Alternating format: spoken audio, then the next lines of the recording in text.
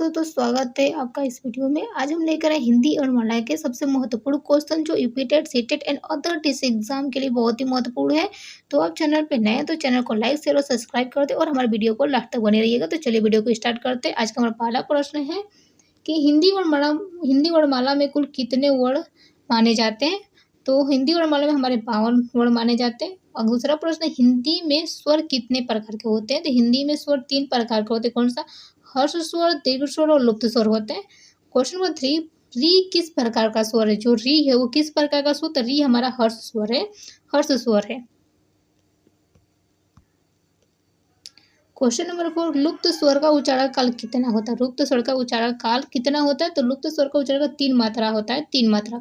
अगर 1 मात्रा हो तो वो हर्ष होगा, 2 मात्रा हो तो वो दीर्घ होगा, लेकिन जो 3 मात्रा हो, 3 मात्रा से अधिक हो तो वो लुप्त स्वर के अंतर्गत आते हैं। ठीक है। क्वेश्चन नंबर जब 5 है, ए और आई किस प्रकार के स्वर है। किस प्रकार का स्वर है। तो आप उत्तर होगा इसका संधि और संयुक्त दीर्घ स्वर के अंतर्गत आते हैं। क्वेश्चन नंबर 6 है हमारा, स्पर्श व्यंजन कितने होते हैं। स्पर्श व्यंजन कितने होते हैं। तो स्पर्श व्यंजन की संख्या होती है हमारे 25 होती है। क्वेश्चन नंबर 7, अंतस्थ व्यंजन कौन कौन से। अंतस्थ व्यंजन उत्तर होगा य, र, ल और व। यह हमारे अंतस्थ व्यंजन के अंतर्गत आते हैं। क्वेश्चन नंबर 8, उसमें व्यंजन कितने होते हैं। उसमें व्यंजन कितने होते हैं। तो उत्तर होगा इसका 4 होते हैं। उसमें जो व्यंजन होते हैं 4 होते हैं। कौन कौन से? तालव्य स, मूर्धन्य स, दैत्य स और ह। ये हमारे उस व्यंजन के अंतर्गत आते हैं। ठीक है। क्वेश्चन नंबर 9, कछ किस प्रकार का व्यंजन है। कछ किस प्रकार का व्यंजन? उत्तर होगा ये संयुक्त व्यंजन है। क्या है? संयुक्त व्यंजन है। क्वेश्चन नंबर 10, र और त्र और ज्ञा को क्या कहा जाता है। त्र और ज्ञा को क्या कहा जाता है। त्र और ज्ञा को हम संयुक्त व्यंजन के अंतर्गत रखते हैं। ठीक है। क्वेश्चन नंबर 10 का आंसर होगा संयुक्त व्यंजन होगा। क्वेश्चन नंबर 11, अल्पप्राण और महाप्राण में क्या अंतर है। जो हमारे अल्पप्राण होते हैं और जो हमारे महाप्राण होते हैं उसका अंतर क्या होता है। तो उत्तर उच्चारण में श्वास की मात्रा का अंतर होता है। अल्पप्राण में थोड़ा जो हमारी वायु है, जो हम श्वास थोड़ा कम लेते हैं, लेकिन अल्पप्राण में हमको बोलते समय ज़्यादा श्वास खींचनी पड़ती है। तो उससे इतने ही अंतर होता है। क्वेश्चन नंबर जो 12 है क और ख में क्या अंतर है। क और ख में क हमारा अल्पप्राण के अंतर्गत है, लेकिन जो ख है हमारा महाप्राण। आपको पता है जो व्यंजन जो हमारे क हमारा अल्पप्राण और 1, 3 और 5 जितने 3 और 5 जो वर्ण है हमारे कहाँ अल्पप्राण के अंतर्गत है, और 2 और 4 हमारे महाप्राण के अंतर्गत आते हैं। लेकिन ख कहाँ पे आता है।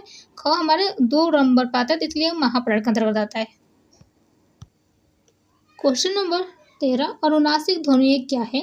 उत्तर होगा नासिका से निकलने वाले ध्वनि को हम अनुनासिक ध्वनि कहते हैं।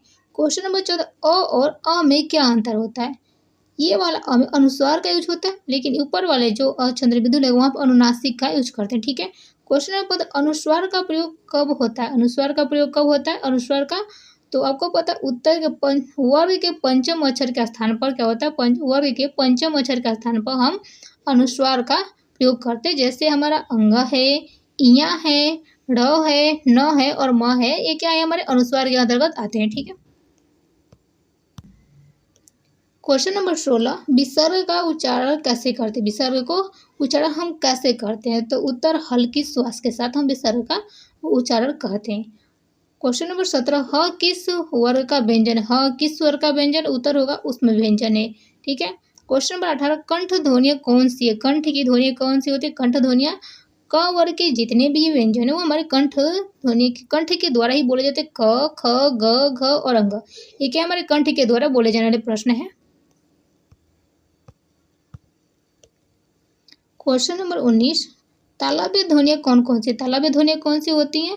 तालु जो तालु से बोले जाते हैं उसको हम तालव्य ध्वनियाँ कहते हैं। तालव्य ध्वनि कहते हैं। जैसे च है, उत्तर होगा च, छ, झ, यहाँ, ये क्या हमारे तालव्य ध्वनि के अंतर्गत आते हैं। ठीक है।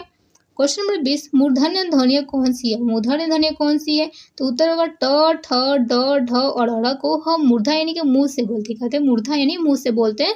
तो क्वेश्चन नंबर 20 का आंसर ट, ठ, ड, अ होगा। वीडियो कैसी लगी दोस्तों। वीडियो अच्छी लगी तो वीडियो को लाइक शेयर और सब्सक्राइब कर दे, जिससे आपको हमारी आने वाली वीडियो का नोटिफिकेशन मिलती रहे और आपके एग्जाम में की तैयारी में मदद सहायता कर सके। तो प्लीज़ वीडियो को लाइक शेयर और सब्सक्राइब कर दिए। मिलते हैं अगले नेक्स्ट वीडियो, तब तक के लिए धन्यवाद।